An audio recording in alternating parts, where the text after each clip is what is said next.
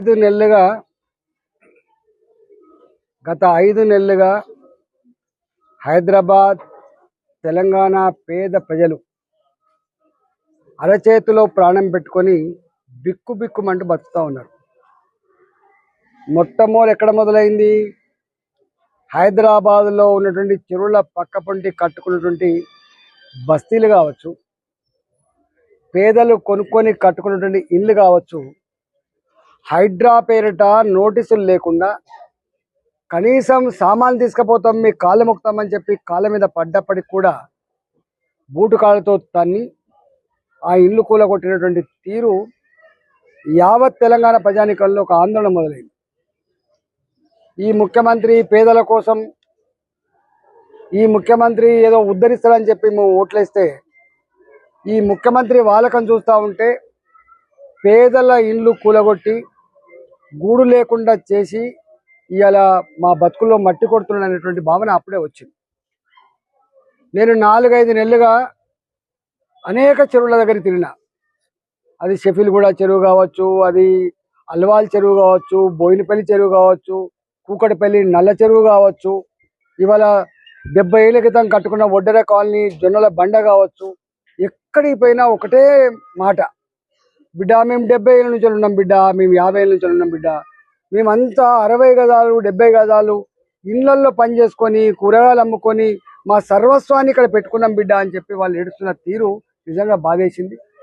మేము మొదట్లో మాట్లాడిన నాడు ఎవరు రిస్కులకు రాలేదు, కానీ ఒక నెల 15 రోజుల తర్వాత వాళ్ళ ఏడుపు, వాళ్ళ కన్నీళ్లు సమాజానికి ముట్టి యావత్ ప్రజానికమంతా కూడా వాళ్ళకు సాలిడారిటీ చెప్పిన తర్వాత ఆ దుర్మార్గపు ఆలోచనకి తోక ముడిచిండు రేవంత్ రెడ్డి. ఆ తదుపరి వెంటనే మళ్ళీ మూసి ప్రక్షాళన అని తెచ్చింది. మూసి ప్రక్షాళన అనేది ఒకవైపేమో ఎవడన్నాడు 1,50,000 కోట్ల రూపాయలు, ఆయనే స్వయంగా ఈ మూసీని 1,50,000 కోట్ల రూపాయలు పెట్టి లండన్ నగరంలో ఉన్నటువంటి తేమ్ నది లాగనో, లేకపోతే మొన్న వాళ్ళ మంత్రులు ఎమ్మెల్యేలు ఏ దేశానికైతే పోయి వాళ్ళు చూసొచ్చిండ్రో అలాంటి గొప్ప నది నిర్మిస్తామని చెప్పినటువంటి రేవంత్ రెడ్డి ఇవాళ ఒకవైపేమో ఎవడన్నాడు మేము ఎక్కడ కూలగొడతలేము, ఎక్కడ ఎవరిని ఎల్లగొడతలేము, ఎక్కడ కూడా ఆందోళన పడసక్కలే అని చెప్పి ఒకవైపు చెప్తూనే మరోవైపు మొన్న 140 కోట్ల రూపాయలు డిపిఆర్ కోసం ఇచ్చిన ఆ రిపోర్ట్ వస్తుందని చెప్పి ఒకవైపు చెప్తున్నాడు. మొన్న నల్లగొండ జిల్లా రైతాంగాన్ని రెచ్చగొట్టే ప్రయత్నం చేసి హైదరాబాద్లో ఉన్నటువంటి బస్తీ వాసులు అడ్డుకోవడం వల్లనే మూసి ప్రక్షాళన జరుగుతలేదు, దాని వల్లనే చెర్లల్లో రసాయనాలు నిండుతూ ఉన్నాయి, దాని వల్లనే మీ పంట కూడా పోతున్నాయని చెప్పి వాళ్ళు రెచ్చగొట్టే ప్రయత్నం చేస్తున్నాడు.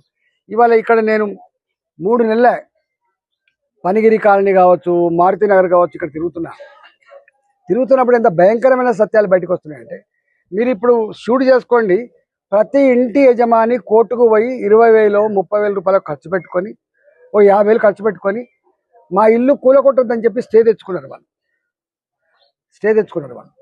ఇక్కడ గతంలో ఎవరైతే ఇళ్లలో కిరాయిలకు ఉండేదో కిరాయిదారులంతా కూడా ఖాళీ చేసి వెళ్ళిపోయింది. కిరాయి మీదనే బతికే కుటుంబాలు ఏవైతున్నాయో వాళ్ళు రోడ్ల మీద పడ్డారు. ఇక్కడ 3 నెలలుగా 4 నెలలుగా ఓ ఇల్లు అమ్ముదామంటే కానీ, ఓ ఇల్లు కొందామంటే కానీ ఎక్కడ లేదు. ఇక్కడ ఒకవేళ తన కొడుకు అమెరికాకు పోవాలంటే, తన బిడ్డకైనా పెళ్లి చేయాలనుకుంటే, లేకపోతే తనకి ఏదైనా ఆపద వస్తే ఇల్లు అమ్ముకునేటువంటి ఆస్కారం లేదు. ఇక్కడ బ్యాంకు రుణాలు రావు. ఇక్కడ ఏదైనా ఇల్లు బ్యాంకులో పెట్టి తెచ్చుకుందామంటే బ్యాంకు రుణాలు రావు. ఇవాళ ఇక్కడనే సాగర్ అపార్ట్మెంట్స్ అని ఒకటి కడుతున్నారు. సాగర్ అపార్ట్మెంట్స్ వాళ్ళు 3 సంవత్సరాల క్రితం అందరూ అడ్వాన్స్ ఇచ్చిండ్రు, సగం డబ్బులు కట్టిండ్రు, అది ఇవాళ పూర్తి అయిపోయింది. ఇవాళ వాళ్ళ యజమాని దగ్గర పోయి వాళ్ళు అంటున్న మాట ఏంటంటే, అయ్యా మీ ఇల్లు మాకొద్దు, మీ అపార్ట్మెంట్ మాకొద్దు, మా డబ్బులు మాకు ఏమంటున్నారు. ఆ ఇన్వెస్ట్ చేసినటువంటి ఇన్వెస్టర్ ఎక్కడి నుంచి తెచ్చిస్తారు? ఆయన మాట ఏంటంటే, నాకు మరో మార్గం లేదు సారు, ఆత్మహత్యనే చేసుకోవాలి, లేకపోతే నేను ఇళ్ళన్నా అమ్ముకోవాలి తప్ప వేరే మార్గం లేదని చెప్పి మాట్లాడుతున్నారు. అంటే ఇక్కడ పనిగిరి కాలంలో ఇప్పటిదాకా ఆయన అంటుండే పూర్ణం ప్రభాకర్ గారు మేము బలవంతంగా చేస్తలేమని చెప్పి, ఇక్కడనే గీత అంటే ఆమె ఉన్నది, ఆమె ఇంటర్వ్యూ తీసుకోండి, 9 నెలల గర్భవతి ఆమె అన్న ఒకటే ఒక మాట ఏంటంటే, అంటే మనిషి అంటోని చెలింపజేస్తుంది. అది నాకు డెలివరీకి ఇంకా 3 రోజుల డేట్ ఉన్నది, నేను నా ఇంట్లో డెలివరీ అవుతా, ఒక 1 మంత్ టైం ఇవ్వండి వెళ్ళిపోతా అని చెప్పి బలవంతంగా నెట్టేసి నెల రోజులు లేదు గిల్ రోజులు లేదు, నువ్వు కనుక వెళ్ళకపోతే ఇంత డబుల్ బెడ్రూమ్ కూడా రాదు అన్న మాట అది. ఆ పక్కకే ఉంటుంది ఒక ఆమె పేరు నాకు సంధ్యారాణి. సంధ్యారాణి ఖాళీ చేసే పోయింది, మొత్తం సంధ్యారాణి ఖాళీ చేసుకొని పోయింది. పోతుంటే కాలనీ వాసులు అడ్డుకొని పోలీసులు ఏం చేయలేరు, గవర్నమెంట్ ఏం చేయలేదు, మేము ఉంటాం మీకు అండగా అని చెప్పి మళ్ళీ సామాన్లు దించిపిచ్చి అక్కడ ఉంచారు. ఇంకొక ఆమె టైలరింగ్ చేసుకొని బతుంది, ఆమె భర్త లేడు పాపం. తన ఊర్లో ఉన్న సర్వస్వాన్ని అమ్మి ఇక్కడ చిన్న షెడ్ వేసుకొని మిషన్ కుట్టుకొని తన కుటుంబాన్ని తన పిల్లల్ని పోషించుకునేటువంటి మహిళ. ఆమె పేరేందో నాకు తెలియదు, కానీ ఆమె ఏడుసుడు అంటే మామూలు ఏడుసు కాదు. ఇక్కడ ఒక ఆయన, మీరు మా ఇల్లు కూలగొడితే పెట్రోల్ పోసుకొని చచ్చిపోతా అని చెప్పి మహేష్ అంటేనే పెట్రోల్ పోసుకున్నాడు. అంటే ఒక ఆయన పెట్రోల్ పోసుకున్నాడు, ఒక ఆయన ఉరేసుకొని చచ్చిపోతా అంటుండు. ఇక్కడ ఈ బాధను భరించలేక లక్ష్మమ్మ, ఆమెకు హార్ట్ ప్రాబ్లం వస్తే హాస్పిటల్లో ట్రీట్మెంట్ ఇప్పించింది కాలనీవాసు. యాదిరెడ్డి అని చెప్పి ఇంకొక ఆయనకు బ్రెయిన్ స్ట్రోక్ వచ్చేసారు.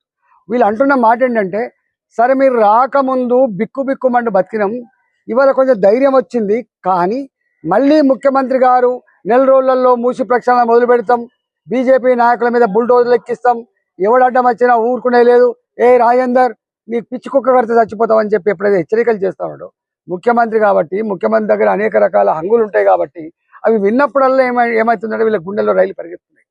ఒక్క మాటలో చెప్పాలంటే మూసి అటుపక్కకి ఇటుపక్కకు ఉన్నటువంటి పేదల ఇళ్లల్లో ఇలా ప్రశాంతత లేకుండా చేసిండు. నిన్న మనం మీరు చూసిండ్రు, కొడంగల్లో సొంత నియోజకవర్గంలో ఓట్లేసి గెలిపించిన కర్మానికి లగిచెర్ల దాని చుట్టుపక్కల 5 నెలలుగా వాళ్ళు ఒకటే మాట అంటున్నారు, అయ్యా కొన్ని వందల సంవత్సరాలుగా మా తాతలు ముత్తాతలు ఇక్కడ వ్యవసాయం చేసుకొని బతుకుతున్నారు, మా ఏడిపోయిందో మేము ఏడుస్తున్నాం నాయన, నువ్వు పుట్టక ముందు ఉన్నాం, మీ మళ్ళా తర్వాత కూడా ఉంటాం నాయన, నువ్వు మమ్మల్ని ఖాళీ చేయనీయకు బిడ్డ, మా ఊర్లన్నీ ఉంచి మా భూములు గుంజుకుంటే తల్లిని పిల్లను వేరు చేసినట్టయితుంది అయ్యా, మా భూమి నుంచి మమ్మల్ని వేరు చేయకయ్యా, భూమే మా కన్నతల్లి అని చెప్పి వాళ్ళు వేడుకున్నారు. వాళ్ళు చివరికి రెవెన్యూ అధికారులు కలెక్టర్ గారి సమక్షంలో వాళ్ళు ప్రజాభిప్రాయ సేకరణ పెడితే ఎవ్వరు రాలే, బహిష్కరించిన వాళ్ళు. పాదయాత్ర చేసిన వాళ్ళు, దన్నాలు చేసిన వాళ్ళు, దరఖాస్తు పెట్టిన వాళ్ళు, కనపడల కింద కాళ్ళు మొక్కింది వాళ్ళు, అయినా కనికరం లేదు. చివరికి మొన్న కలెక్టర్ గారి సమక్షంలో వాళ్ళు ఊర్లలో పోతే వాళ్ళు కోపం చేశారు. గిన్నిసార్లు మేమేదైనా మాకు అక్కరుంటేనేమో ఒక్కసారి నువ్వు కనబడవు కలెక్టర్ గారు, పిలిస్తే రావు, కానీ భూముల కోసం మా భూములు గుంజుకోవడానికి రేవంత్ రెడ్డి కుటుంబాన్ని కట్టబెట్టడానికి మాత్రం గిన్నిసార్లు వస్తామని చెప్పి వాళ్ళు ఎల్లగొట్టిన మాట వాస్తవం. ఎల్లగొడితే రాత్రిపూట 15 మంది పోలీసులు తీసుకుపోయి మొగోళ్ళందరినీ కొట్టుకుంటా, మహిళలు అని కూడా చూడకుండా కొట్టుకుంటా ఇవాళ స్టేషన్ తీసుకుపోయి నానా రకాల 3rd డిగ్రీ చెప్పరాని పద్ధతిలో కొట్టి సంఖ్యలు వేసి తీసుకుపోయి సంగారెడ్డి జైల్లో పెట్టారు. తెల్లారి అక్కడ ఉన్నటువంటి ఎంపీ డికే అరుణ గారు, నేను ఎంపీని కదా నా ప్రజలను పరామర్శించాలి కానీ చెప్పి పోతా అంటే 20 కిలోమీటర్ల పరిధిలో 144 సెక్షన్ పెట్టి 100 మంది పోలీసులను పెట్టి బారికేడ్లు పెట్టి ఎంపీని పోనీయలే. కానీ రేవంత్ రెడ్డి అన్నను మాత్రం 50 కార్లలో ఒక 300-400 మంది పంపించి ఆ మిగిలిన ముసలిలకు వీళ్ళు అంటున్న మాట ఏంటంటే, రేవంత్ రెడ్డి గారి బ్రదర్ ఏమంటుండంటే, మీరు ఎట్టి పరిస్థితుల్లో కూడా ఆగేది లేదు, మీరు ఇట్నే లొల్లి చేసినా కూడా మేము బుల్డోలతో తొక్కించడం ఖాయం, ఒకవేళ మీరు సంతకాలు పెట్టకపోతే మీ కొడుకులు మీ కోడళ్ళు జైళ్ళకి వెళ్ళి బయటికి రారు, కేసుల చుట్టే తిరగాల్సి వస్తుంది బిడ్డ, భూములు పోతాయి, ఇల్లు పోతాయి, బతుకు పోతుంది, దిక్కున్న కాడ చెప్పుకోపోమని చెప్పి మాట్లాడే మాటలు ఇలా ఎంత బాధిస్తుందో ఒకసారి చూడండి. ఇవాళ మేము నిన్న రాత్రి వచ్చిన ఇక్కడికి, నేను 3 నెలల నుంచి వీళ్ళ మధ్యలో తిరుగుతా ఉన్నా. గుళ్ళకు కూడా నోటీస్ ఇచ్చిందండి, గుళ్ళకు నోరు ఉండదు, మనిషి ఉండే కాబట్టి నోటీస్ అతికిచ్చిపోయింది. అంటే ఇంత దుర్మార్గం జరుగుతూ ఉంది. నేను ఒకటే ఇలా పొన్నం ప్రభాకర్ గారు ఎవరో రాసిత్తనో లేకపోతే ఎవరో ప్రోత్సహిస్తానో మాట్లాడడం కాదు. పొన్నం ప్రభాకర్ గారు, నువ్వు రా పనిగిరి కాలనీకి రా. ఇప్పుడు నేను చెప్పినటువంటి మహేష్ ఎందుకు పెట్రోల్ పోసుకున్నా అడుగు, ఎందుకు యాదిరెడ్డికి బ్రెయిన్ స్ట్రోక్ వచ్చిందో అడుగు, ఎందుకు లక్ష్మమ్మకు హార్ట్ అటాక్ వచ్చిందో అడుగు, ఎందుకు గీత అనే మహిళ ఇవాళ వేడుకుందో చెప్పు అడుగు. ఇట్లా అనేక మంది ఇక్కడ వాళ్ళ కన్నీళ్లను వాళ్ళ కష్టాలను చెప్పుకుంటా ఉంటే నువ్వు అవమానపరిచే ప్రయత్నం చేస్తున్నావు. ప్రజలతో గోక్కున్నోడు, మరీ ముఖ్యంగా పేదలతో గోక్కున్నోడు ఎవడు ముందట పాడు. ఇవాళ నీకు ఇల్లు ఇచ్చే ముఖ్యమంత్రి అనుకున్నావు, ఉద్యోగం ఇచ్చే ముఖ్యమంత్రి అనుకున్నాం, మా బతుకులలో వెలుగు నింపే ముఖ్యమంత్రి అనుకున్నావు, కానీ మా ఇల్లు కూలగొట్టే ముఖ్యమంత్రి అని కానీ మా గుడి చేత కొట్టే ముఖ్యమంత్రి అని కానీ మేము అనుకోలేదని చెప్పి అంటా ఉన్నారు. ఎక్కడ పోతాడు తొండ పరుగు ఎనులు దాకన్నట్టుగా ఎక్కడ పోతాడు రేవంత్ రెడ్డి? నీ నిజాం సర్కారు కాదు, నీకు 50 ఏళ్ళ అధికారం ఇవ్వలే. నీకు ఇస్తే 2025 వరకు ఇచ్చింది. సంవత్సరం అయిపోయింది ఆల్రెడీ. లాస్ట్ ఇయర్ ఎన్నికల ఇయర్ ఉంటుంది, ఇంకో 2 ఏళ్ళు ఉన్నది.